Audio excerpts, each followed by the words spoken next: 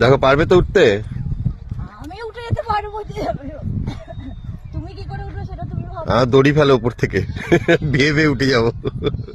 ওই তোমাকে রাস্তা দেখাতে নিয়ে এসে গেছে, ওই যে কিভাবে উঠতে হবে, ভুলু আর এটা হচ্ছে ভুলি।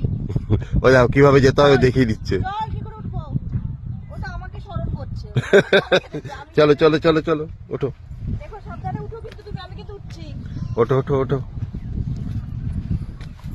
সাবধানে উঠো।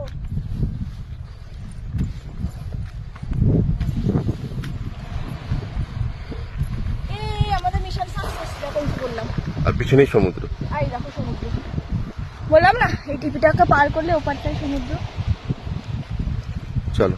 খুব সুন্দর কিন্তু পরিবেশ। মাছ ধরার জন্য সব জাল পাতা রয়েছে, হ্যাঁ যা মাছ ধরে এসছে মানে জাল শোকাচ্ছে।